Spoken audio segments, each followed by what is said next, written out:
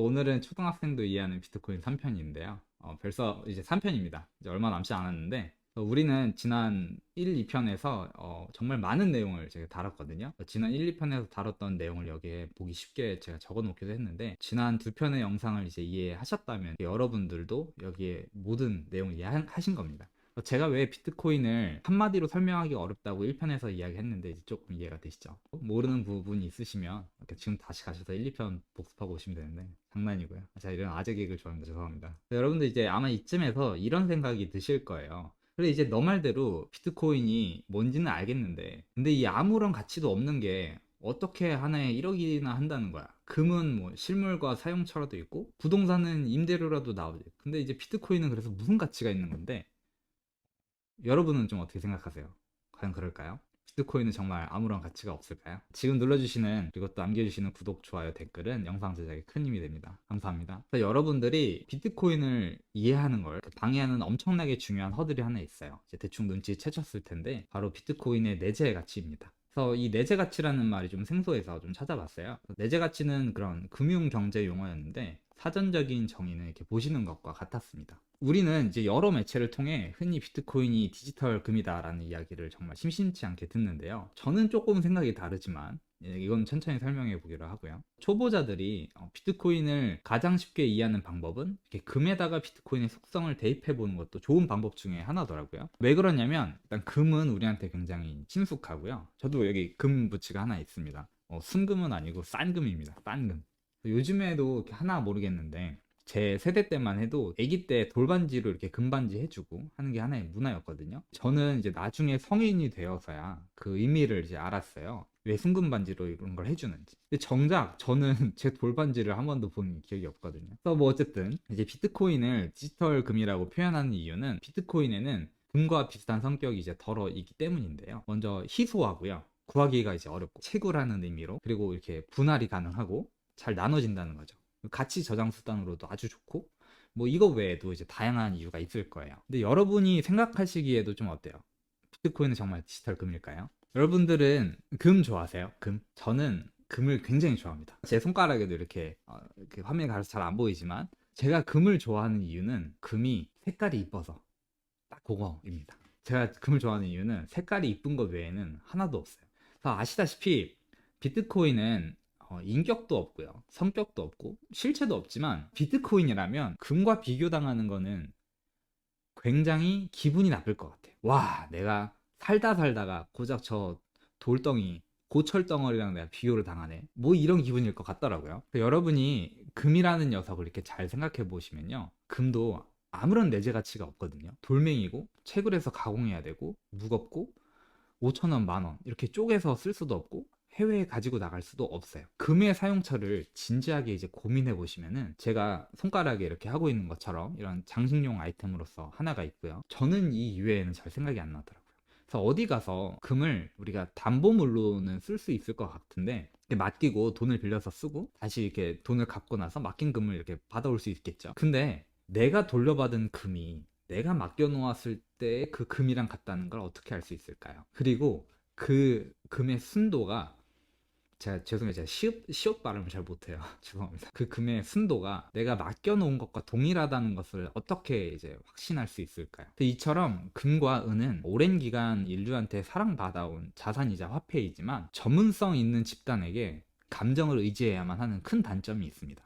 그래서 아무리 앞서 언급했던 단점들은 우리가 이해할 수 있다고 쳐도 이게 진짜 금인지 가짜 금인지 그리고 이것의 순도가 정말 정확한지는 인류의 역사에 오랜 수건이자 고민이었고요. 우리는 고대 그리스 때부터 이 고민을 이제 해결하기 위한 노력이 필요했다라는 사실을 유레카를 외친 아르키메데스의 이야기를 통해서도 이제 알 수 있습니다. 그래서 이것뿐만 아니라 우리는 전 세계 땅 속에 금이 얼마나 묻혀 있는지 일단 알 수가 없고요. 지금까지 채굴된 금이 금화나 금괴나 혹은 어떤 형태로 유통되고 어디에 얼만큼이 보관되어 있는지 이제 정확하게 알 수도 없죠. 그래서 여러분들이 만약에 금을 투자하고 있어서 가지고 계신 골드바가 있거나 혹은 골드를 가지고 계시다면 혹은 금 투자를 통해서 금을 보유하고 계시다면 여러분의 골드바가 순도와 무게를 증명하는 것은 사실 구매 시 함께 받은 증명서가 그것을 증명해 주기 때문이고요. 금 투자 계좌에서는 여러분의 투자 회사에서 여러분 투자 계좌의 숫자를 증명해 주기 때문입니다. 요거를 한번 잘 생각해 보실 필요가 있더라고요.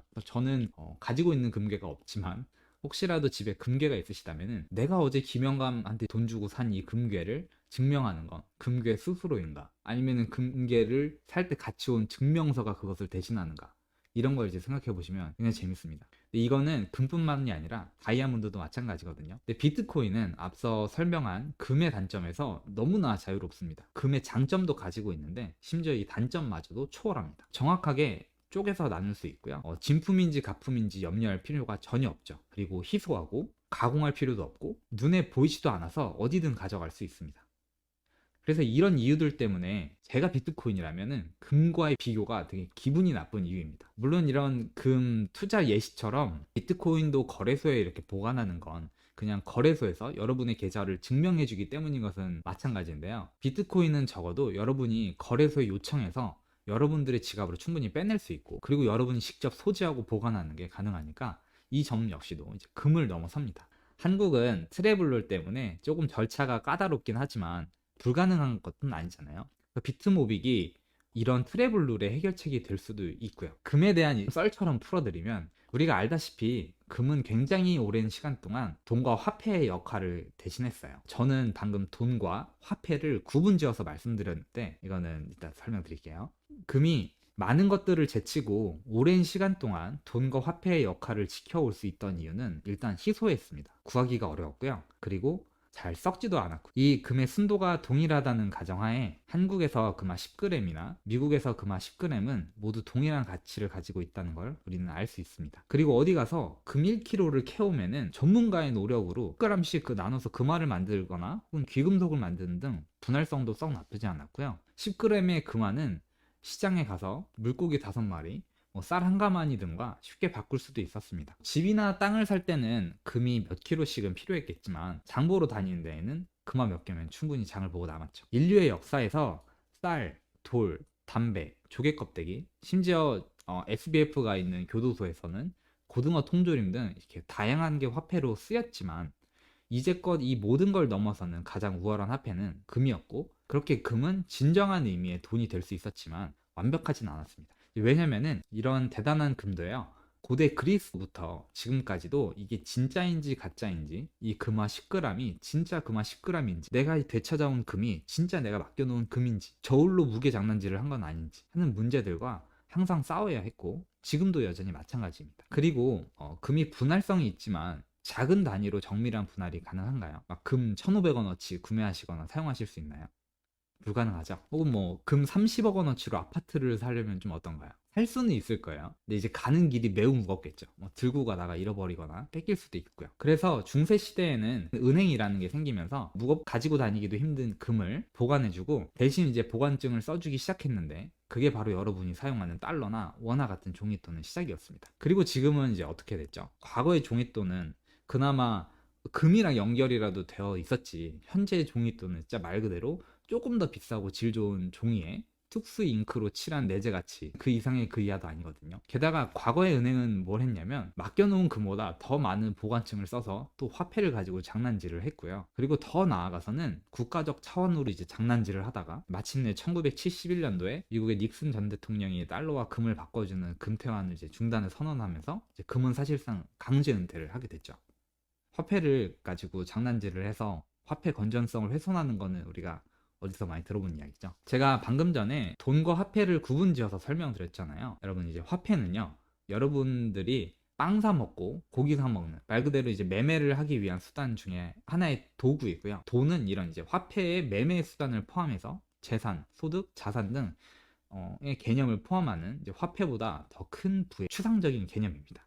대충 눈치채셨겠지만 비트코인은 금조차도 만족하지 못했던 여기에 있는 화폐의 6가지의 속성을 모두 빠짐없이 만족하면서 거기다가 눈에 보이지도 않거든요. 굉장하죠. 그리고 여러분들은 방금 화폐의 6가지 속성을 이해하신 거고요. 축하드립니다. 이제 이야기를 조금 마무리 지어볼 텐데요. 오늘 저는 비트코인의 내재 가치에 대해서 거의 이야기하지 않았어요. 오히려 반대로 엄청나게 유명하고 내재 가치의 대표 산물로 인정받는 금에 대해서 이제 아주 조금 다뤄봤는데요. 여러분들이 생각하시기에 금이 정말 내재 가치가 있는 게 맞나요? 오 작가님은 금을 두고 이런 표현을 한번 하셨거든요. 금은 팔다리가 잘려서 스스로 걷지 못하고 껴있는 뚱뚱한 황제다. 그러니까 금은 누군가한테 항상 이렇게 엎혀 다녀야만 하는, 스스로는 아무것도 할 수 없는 그런 존재인데, 이게 되게 과격한 표현인데 저는 이 표현만큼 금을 정확하게 설명하는 표현이 없다고 생각하거든요. 그래서 금이라는 거는 금이 오랫동안 가져온 역사성이나 상징성이 있지만 이제는 그 이상의 그 이하의 역할도 없다는 사실이 이제 중요한 거죠. 그래서 여러분이 부자라서 집에 혹은 어디 비밀금고에 한 금이 한 10억 원어치, 뭐 한 100억 원어치 이렇게 금괴가 있다고 생각을 한번 해보세요. 생각만 해도 기분 좋죠. 그죠? 근데 한국 위에는 지금 뭐가 있나요? 한국 위에는 미세먼지도 조금 있는데 우리가 잊지 말아야 될 그 주적이 있죠. 북한과 이제 미사일 킴이 있습니다. 만약에 내일 당장 미사일 킴이 한국에 미사일을 쏘면 여러분들의 소중한 100억 원어치의 금은 이제 어떻게 돼요? 국경을 넘어서 가져갈 수 있나요? 아니면 해외에 사는 가족이나 친척이나 친구나 하다못해 저 같은 사람한테 내가 넘어갈 때까지만, 우리 가족이 넘어갈 때까지만 좀 잠깐만 맡아줘 하고 보낼 수 있나요? 누군가가 여러분들에게 비트코인처럼 이렇게 눈에 보이지도 않고 내재 가치도 없는 코드 쪼가리가 1억씩이나 해 라고 이제 비트코인을 무시하면 여러분들은 걱정하지 말고 이제 기뻐하셔야 돼요. 그런 분들이 나중에 비트코인을 깨닫고 와 역시 비트코인 최고야 하고 이제 손실확정을 하는 순간 비트코인은 더 이상 여러분이 생각하는 가격이 아닐 겁니다. 감사합니다. 아 잠시만요. 그리고 제가 아까 전에 비트코인이 실물이 없다라고 했잖아요. 제가 좀 실수를 한 것 같아요. 왜냐면 여기 지금 저한테는 실물 비트코인이 있거든요. 바로 이 종이 지갑에. 이게 무슨 뚱딴지 소리 같은, 궁금하시죠? 네, 이건 다음에 해보겠습니다. 진짜 끝. 감사합니다.